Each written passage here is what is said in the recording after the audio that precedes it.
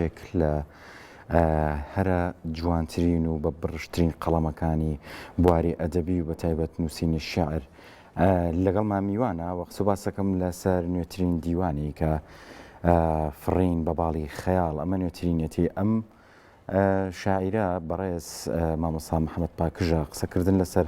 شعرەکانی میچەکە لەو کەسانی کە شعرەکانی تایبەتن و جێگای خۆیان گرتۆ لە نێو نەکتەنها ئەدەبیاتی کوردی بەڵکو بەشێکن لە خوێندنی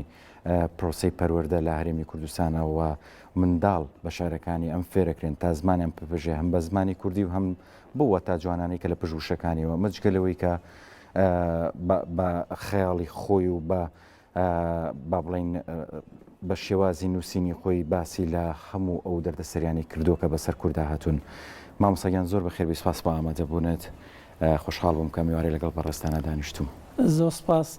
سپاس بۆ بەڕێستان بۆ بینەرەکانتان ئومێدەوارم میوانێک بین سوود بەخش بن. زۆر بەخێر سپاس بۆ تۆ.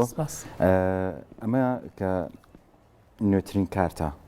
نوێترین بڵاوکراوەتە هەمووی هەر شێعرە یان چیرۆک یان چیتری تایە لە نێو ئەم دیوانەیە ینی نەخێر هەمووی هەر شێعرەوە شتێکی جیاوازتر لەوانەی کە پێشتر نووسیمەوە زمانێکی جیاوازتر وە شێوازێکی جیاوازتر لە نووسین لێرەدا خەیاڵ زادەی هەموو شتەکانە بە خەیاڵ ئەچمەوە بۆ جارانی سلێمانی بۆ گەڕەکە کۆنانێک کە ئێمە مناڵیمانتیا بەسەر بردووە شێخان و مەڵکەنی و پیرمەسوور و بە خەیاڵ ئەچمەوە بۆ هەڵەبجە پێش کیمیا باران و دوای کیمیا باران و بە خەیاڵ ئەچمەوە بۆ گەرمیان پێش ئەنفال دوای ئەنفال و بە خەیاڵ ئەچمەوە بۆ سەردەمی جوانی عاشق و ئەو سەردەمی کە تەکنۆلۆژیا و کە ئەم سەردەمی تیش تێپەڕینە چی لێ کردووە و بە خەیاڵ ئەچمەوە بۆ مناڵی و بە خەیاڵ ئەچمەوە بۆ هاوڕێتی بە خەیاڵ هەموو ئەوانەی کە پێشتر بەو جوانێ دیونمەوە لەگەڵ ئەم شێوازە تازەی کە ئێستا جۆرێکی کەم لە تام و چێژی تیاماوە بەراوردێکم کردووە لەو نێوانەیە بەڵام بە زمانێکی شعری وەڵام بە زمانێک کە لە دەرەوەی زمانی گفتوگۆ بێ بەڵام ئاسان بێ بۆ تێگەیشتن. زۆر باشە. ئێمە باس لەوە کرێ کە بابەتی نووسینی ئەدەبیات ئەبێ زمانێکی جیاوازتر بێ بەڵام تۆ باس لەوەکی کابێ زمانێکی تاو سادە بێ کە پێویستە کار کەسی بخوێنێتەوە تێبگە ئەمە تێڕوانینی نێوان شاعیرەکانە بۆ بابەتی ئەدەبیات و نووسینی شاعریان خۆی لە ڕاستەیە پێویستەکە ساد و ساکار بێ بۆی هەموو کەس لی تێبگە. بەڕاستی کەسانێک هەر قسەکردنیشان لەسەر شعر بە جۆرێک ئاڵۆزە ئەبێ یان سەیری فەرهەنگی بۆ بکەیان لێگەڕی خۆی چۆن ئەڕوا بڕوا جگەلەوەی کە نووسین تۆ شعر بە چوونی من هەبێ جۆرێک بێت لە ماڵە باجێنە جۆرێک بێت لەو شتانی کە دەست بۆ شتێک برد ناوی شتەکە بزانی و ئەرکی شتەکە بزانیت. ئێمە گەر شعرمان نووسی بێ بۆ ئەنفال ئەبێ کارساتی ئەنفالمان گیان بێ بۆ کەسانەی کە لە ئاسێکی زۆر باڵای هوەری و ئەدەبیانین ئەگەر کیمیا باران یاخود ئەگەر خۆشویستن یاخود ئەگەر هاوڕێتی یاخود ئەگەر مرۆڤ بوون یاخود ئەگەر گزارش لە شەید یاخود ئەگەر گزارش لە گوڵێک لە باخێک نازانم لە ڕێگایەک لە دایک لە باوک ئەبێ بۆ جۆرە بێ بم شێوەی من لی تێگەشتمیان بۆ جۆری کە من بەرجەسەیەکەم بۆ جۆرە بێ کە کەمترین ئاڵۆزی لە زمانەتیا بێ بۆ کەسی کە لێ دۆرەگرێ چکە بەڕاستی شعر ئاڵۆزی نییە شعر داوی جاڵجاڵەکە نییە شعر گەیاندنە لە نووسرەوە بۆ خوێنەر هەرەونێ بەڵێ زۆر باشە قساکەمەوە لە سەری بەڵام پێم خۆش ئەگەر شتێکمان بۆ بخوێنیتەوە لەمەیکە هەیە بەڵێ دوای قسێکیش لەسەر دیزاین و شێوازی شتەکە یەکەم وەڵام من و تۆ و خەیاڵ تۆ دەنوویت و خەیاڵ نانوێ خەیاڵ دەنوێ و تۆ ناخەوی خەیاڵ چوونە دیداری جانی جانانە خەونە و پیایدا سەردەکەوی خەیاڵ ئاوە بۆت ناگیرێ خەیاڵ بایە پێناسەی لێوەر ناگیرێ خەیاڵ ئامادە و هەموونە خەیاڵ دۆستە هەم دوژمنە خەیاڵ دەمێت تووڕە و شێتە دەمێ کە دێ نەسیمی دەمی بەیانە دەمێ ڕەشەبا و زریان و دەمێکی تر چەشنی دایک میهرەبانە خەیاڵ چوون سێبەری هاوڕێ دەمێ ونە و دەمێ لە بەرمان دەگەڕێ وەکو هاودەم لە پرسەماندا شینجێڕە و لە شاییدا بە کامی دڵ هەڵدەپەڕێ خەیاڵ دەمێ دەرکی تیژە و دەمێ دڵی نەرمی ئاوە دەمێ مەلێکی خۆشخوان و دەمێ خۆی خەیاڵی خاوە. دەستخۆش سپاس. مامۆستامێ پرسیاری ئەوەکەم لە شێوازی نووسینیان ستایڵی شعری تۆ هەرسەر بە ڕێوازە هاوچەرخ و مۆدێرنەکەیە یان ستایڵێکی جیاوازترت هەیە لە ڕووی نووسینەوە؟ خۆی بەڕاستی لە چوارچێوە ئەچێتە چوارچێوەی شعری ڕیالیزمی هاوچەرخەوە، بەڵام تۆ چۆن ئەتوانیت جیاوازتر پێناسەی خۆت یاخود چاپی خۆت یاخود مۆری خۆت بخیتە سەر ئەو جۆرە شعرانی ئەگەر لە شوێنێکە کەسێکە بوو دۆستی شعری تۆ بوو بەڵام ناوەکەی تۆ بۆ پارچە کاغەزەوە نەبوو. چۆن لەو سێ چوار کەسەی کە دایانە نێریەکەکە لەم سێ چوار نووسەرەیەکیان تۆ بیت و لەوانی شاکە کورتترێکەنەوە یاخود بە هاوکاریکردن بچێتە سەر خودی ناوەکەت. بۆیە من هەوڵم داوە بۆ نمونە لە شێوازە نووسینی منە لە نیوە بەیتی یەکەما سێ نقطە دانێم دوای 2 نقطە و فارزێک دانم دوای نقطەی کۆتایی دانیمیان نیشانی پرسیاریان نیشانی سەر سوڕمان یان جۆرێک لە نیشانە هەر یەکێک لەم نقطانە بۆ خۆی هەرێک لەم خاڵانە بۆ خۆی جۆرێک لەمانە نوێنێ جۆرێک لەمانە بەخشێ بە بەڕستەکە ئەوە لە کاتی لێکۆڵینەوە و لە کاتی ئەوەیە کە خۆشبەختانە ئێستا لە زانکۆی سلێمان زانکۆی هەولێر دکتۆرایەک دێت یەکێک لە سەرچاوەکان کتێبەکانی ئێمە. باشە بەسمان لە زمان کە لە نووسینی شارە وشەسازی لە لای تۆ چەند گرنگە لە نێو نووسینی شارە کابێ زمانێکی کوردی پاراوی ڕەسەن بێ بە تایبەتی لە شێوازی چوارینەکاری منە و شەشسازیەکی زۆر زۆر بەکار هاتووە و پێشم وایە هەر کەسێک شارەزایی باشی زمانی نەبێت کاتێگە نووسێیان دووبارەی خۆیەتی یان لاسایکردنەوەی خەڵکی ترە. بۆ زمان پاراو بوون تەنها خوێندنەوە و تەنها تەلەڤیزۆن و تەنها چیرۆک و ڕۆمانەکان بەس نییە. خۆشبەختم بۆی کە چەند ساڵێکی مناڵیم لەلادیا بووە. ئەو چەند ساڵە باران لێ یاوم بەبێ چەتر دڵۆپەکانی باران هاتووتە ناو ژیانمەوە هەستم بۆ کردو ئەمە بارانە و لە گۆمێکی قوڕاوە مەلم کردو لە جاتی ئەم مەسبەح دروست کراوانێکەیە تامەم لێ کردو چێژم لێ کردو ئەگەچی لە دوای سزاش دراوم لەسەری بەهەرحاڵ کەوم بینیوە بەسەر نزارەکانەوە بەسەر لوتکە قەتپاڵەکانەوە خوێنی لە ناو قەفەسێکا بێ زۆری تەیرە کێویەکانم بینیوە لەسەر بەردەکان خوێندویانە لەسەر درەختەکان خوێندویانە واتە لەگە فەریکەنەوە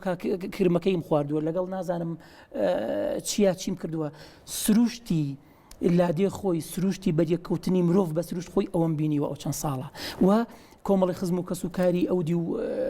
چێویشمان هەبوو کە هاتن بۆ دیوەخانەکەی ماڵی باپیرم و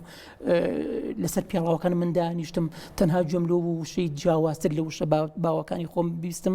ئەوە دەوڵەمەندێکی زۆر بوو یان با بڵین هاوکارێکی زۆر بوو بۆی کە من هەندێک زمانم پاراوتر بێ لەوانەی کە تەنها ئەخوێندنەوە یان یاخود تەنها لە ڕێگەی کتێبەوە گفتوگۆ لەگە زماناکەن. زۆر باشە. ئەم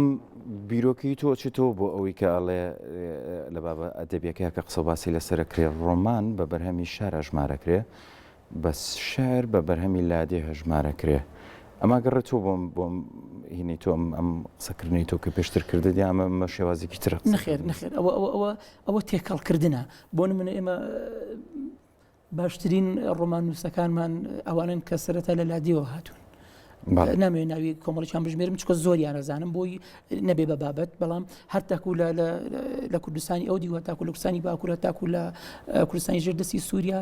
زۆربەی زۆری نووسەرەکان زۆربەی زۆری زمان پاراوەکان لە هەر سێ بوارەکانی چیرۆک و ڕۆمان و شعر ئەوانن کە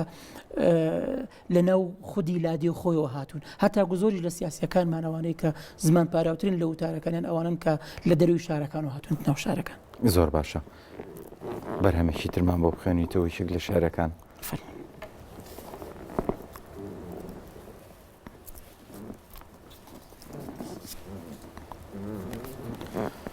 دەریا خەیاڵیشی قوڵە دەریا خەیاڵێکی هەیە و شەپۆل دەیان وردە خەیاڵ کەنار خەیاڵێکی هەیە و عاشق هەزار خەیاڵ و باڵ دەریا پڕە لە خەیاڵی وردەماسی پڕە لە دانەی گەوهەری ڕەنگ خەیاڵی وەرە بڕۆین لە جۆگەوە سەر هەڵگرین بچینەوە بۆ ناو چیرۆکی مناڵی نەورەس بە خەیاڵێک دەفڕێ هەتا ئەو دیوی شەیدا بوون هەتا دوا چرکەی خەیاڵ عاشق یان بۆ خەیاڵێک شەهید بوون تۆ خەیاڵت لە کەنارێک بەجێ دێڵی بە ڕێبواری کەسێک دێت و دەیباتەوە خەیاڵ پێناسە و کلیلی دڵی پێیە شەپۆل دەیبا و بە خەیاڵی ژنات داتەوە تا دوا هەناسەی شەهید بوون دەریا جەنجی خەیاڵ دەکات تۆ دەبوت بە بووکی دەریا و خەیاڵی من بە خەیاڵێ ڕاوت دەکات بە خەیاڵیش دڵی دەریا تووڕەنەکەی دەریا وەک مناڵ دەتۆرێ برینێشی قوڵ لە گیانی کەناردایە هێشتا خوێنی لێ دەچۆڕێ بە خەیاڵی ئەوە دەچیت من لەوێ بم منیش دەستم لە دەستی خەیاڵتدایە خەیاڵ نییە ئەوە شیعری منە لەوێ تەماشاکە خەیاڵ چەندە پڕ هیوایە تەماشاکە خەیاڵ چەندە پڕ هیوایە دەستخۆش سپاس تۆ دەوێت چیت لە شاعرانی تر جیاوازتر بێ ئەمەوێت ئەو چیرۆکی ئەوانەی نووسنەوە من هەمان چیرۆک نەنووسمەوە بۆی نەبم بە چیرۆکێکی دووبارە بۆی نەبم بەسەر هێشە بۆ ئەو خوێنەرەی کە کاتێکی زۆر کەمی هەیە بۆ خوێندنەوە بەڵام بڵێ هەیلەوە خۆمەشر کاکردووە خۆزگە کاکردو مەتەنیا بخوێندایەتەوە هەم پاگەژم نەخوێندایەتەوە بۆی ئەو کاتە کەمی کە بەمنێ بەخشی ئەو کاتە زێڕینەی کە خوێندەر بەمنێ بەخشێ شتێکی پێ بڵێم جیاوازتر لە تۆ لە ئەو لە ڕێگەی خەیاڵەوە کرێیان لە ڕێگای چیەوە ئەمە لە ڕێگای بەرجەستەی خەیاڵ لە ڕێگای جۆری کتێسا بۆ نمونە من دیوانی نوێم جۆرێکی ترە لە بابەتێکی تر شێوازێکی تر لە بابەتێکی تر ئیشەڵڵا لەم یەک دوو ساڵی داهاتووشە ئەبینجە چونکە بەڕاستی ئەو دیوانم وەکو ئەمەنی ئەمە قەسیدەی زۆرە ئەوان تەنها هەمووی وتەی ئەدەبی یاخود هەناسە شعرن هەناسە شعر هەم کاتی کەمترەوێ بۆ داڕشتن و هەم چۆن دەڵیت مانەدارترە چونکە هەناسە شعر وەکو هین وایە وەکو ڕبە هەنار وایە چۆن یەک سەبەتە هەنارەکەی بە پەرداخێک واتە تۆ بێت لەو چەند وشەیە کە هەتا مانایەکی تەواو بدەی بەو کەسەی کە کاتی داویتێ و بۆ کەسەی کە کتێبەکەی کڕیوی و بۆ کەسەی کە ئەتخوێنێتەوە گوشینی شعر باباسێک لە هیلاشی بەڕاستی شتام کەم لە نێو کتێبەکەیە بەرهەمی چەندێکتانە ئەم شعرانی کە لێرە لەم دیوانەیە بڵاوت کردوێتەوە بۆ ناوتناوە فڕین بە باڵی خەیاڵ دیزاین و ئەرکی ئەمانی ترێ بەڵێ با لیادم نەچێ کۆمەکی چاپکردنی ئەم دیوانە و پێشنیاری چاپکردنی ئەم دیوانە کاکە حەمەی حاجی شەریفی هەڵەبجەیە کە کۆمەکی زۆر لە بوارەکانی تری هونەر و ئەدەب و ئەوانەی کردووە دەستی خۆش بێ سوپاس یەکەم و کاکەریم عوسمان یەکێک بۆ لەو دیزاینەرە جوانانەی کە بەخۆ بەخش بۆی دیزاین کردوومەوە بەس بەرگەکەی 6 جار گۆڕیوە بۆی بەدڵی خۆی بێ ئینجا بەدڵی من و لەناوە کار و دیزاینێکی زۆر جوانی لێ کردووە و ئەمە بەرهەمی نزیکی 6 ساڵێک خەیاڵی مناوە ویستومە خەیاڵەکان وا لێ بکەم کە گفتوگۆ لەگەڵ سەردەمەکەی خۆیان بکەن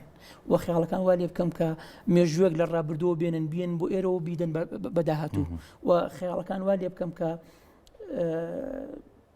ببێ بە ئەو زادەیە کە ستەمکار ئەتوانێت دەستی بەسەرا بگرێ و نە بازگەیەک ئەتوانێت پێناسەی لێ وەرگرێ و نە سنوورێک ئەتوانێت ڕێ لێ بگرێ و ئەچێتە پشتی بەرجەستەوە تەنانەت ئەوانەی کە تۆ خەیاڵێکی جوانت بۆیان هەیە ئەگەر بزانن ئەو خەیاڵی تۆچیەوان گفتوگۆی خۆیان لەسەری هەیەەوە ئەو ستەمکارانەی کە بۆ تۆ بە خەیاڵێک لە ئازادیای لەگەڵیانە لە خەباتێکی ئازادیای لەگەڵان ئەگەر بزانن لە پشتی خەیاڵەکانی تۆوە بیری ئازادی و بیری ڕزگاری و بیری سەرفرازی هەیە بە دڵنیایی جەلادەکانیان نێرن کە ئەوەی کە ناکری پێت بکەن بۆیە خەیاڵ شتێکی زۆر سەیرە خەیاڵ شتێکە ئەچێتە پشتی بەرجەستەوە بەڵێ ئەمجارە دابڕانێکی زۆرتە بێ وەکو ئەمەی لە ڕابردووە هاتبوو ینی یان کارێکی لەسەر دیوانێکی تریان نامیلکێکی شعری ترت بڵای بکەیتەوەتە دابڕانێکی زۆر نەبێ من هەوڵە دەم دابڕانێکی زۆرم نەبێ لەبەرەوەی لێردا قەسیدە زۆر هەبووە زۆربەی زۆریان قەسیدن و قەسیدەکانیش بەڕاستی هەم کاتی زۆرتریانەوێ و هەم شوێنی زۆرترەگرن لە دیوانەکانە لەو باوەڕێم ئەم دیوانی داهاتووم لەوانەیە هەر یەک وا 1-2 ساڵێک بێت چونکە هەم وتەی ئەدەبین و هەم هەناسە شعرن کە هەر شێوازی هەناسە شعریش من یەکێکم لەو کەسانەی کە پێش خۆم کەسی ترم نەبینی و هەناسە شعر بنووسێ واتە بەو شتە زۆر بچووکە و ئەگەر نووسیبیتیشان دوای نووسیتی نووسیان چووکە من لە سەرەتای 2001ەوە هەناسە شعرە نووسمووە لە یەک دوو دیوانیشە بۆ نمونە دیوانی مازدەمی کەناریەکانە کە هەمووی هەناسە شعرە لە ساڵێکا 5 جار چاپ کرایەوە ئەو کاتە خوێندنەوە و کتێب و ئەوانە مانایەکی و کاتەوە ئێستا بەلێشا و کتێب دەرناچوو ئەو کاتە خوێنەر جددی تر بووە و کاتە ژیان سادەتر بوو لە ئەمەی ئەکە ئێستا هەیە زۆر باشە دەست خۆش بێ سوپاس بە بەشداریکردن لە پرۆگرامەکەیە خۆشحاڵ بم مامۆستاگیان بە هیوای کاری باشتر و هەمیشە ئەو قەڵەمە جوانت لەسەر ئەو پەڕانە هەڵنەگریت و هەمیشە بێ بەشمان نەکەی لە وشە و شەسازیە جوانەکانە دووبارە بەخێربێ سپاسانەکەم و ئومێدەوارم ئێوەش سەرکەوتوو بن و ئومێدەوارم ئەو کاتی کە پیان بەخشین بینەرەکانمان بەسوود بێ ویان سپاس بۆ تۆ شعرێکی ترمان بۆ ئامادەکەم بۆ بخوێنێ و شعرێتەوە کۆتایی بە پرۆگرامەکانم بەم شێوازە هاتینە کۆتایی پرۆگرامی کورتساد مەگەزین هیوای تەندروستێکی باش بۆ هەموو لایەکتان و کۆتایی پرۆگرامەکەش مامۆستا پارچە شعرێکی ترمان بۆ خوێنێتەوە فەرمان زەردەی بەیانی تاڵی زۆڵفت وەکو زەردەی بەیانی بە چاوی شار نەبینراوە لە جوانی یاخود هیچ کەس نەیکردووە پێناسا یا لە توانای پێناسەی ئەواندانی دەمولێوت گوڵ خەندەران لە ڕوودا دەموت پوشکە خونچە پوشکە لە ڕوودا شالووری دڵ تاوێ بە تاسە دەیخوێن تاوێکیش بێدەنگ و شەرمن لە ڕوودا لەرەی دەنگت بڵێ ئاوازی غەمجین پرسەجێڕێ بنەی بیکە گەرمەشین کە دەجێڕا چاوت بەناو خەڵکیدا نیگای چاوت تیری ڕەنجی ئاگرین بەسەر مندا دەکەی نازی جوانیت کوواوتومە کە تۆ فریشتەی خوانیت لێگەڕێ نێوانمان تەنیا شەعر بێ گەردەزانی من چۆنم تۆش ئەوانیت بەسەر مندا دەکەی نازی جوانیت کوواوتومە کە تۆ فریشتەی خوانیت لێگەڕێ نێوانمان تەنیا شەعر بێ گەردەزانی من چۆنم تۆش ئەوانیت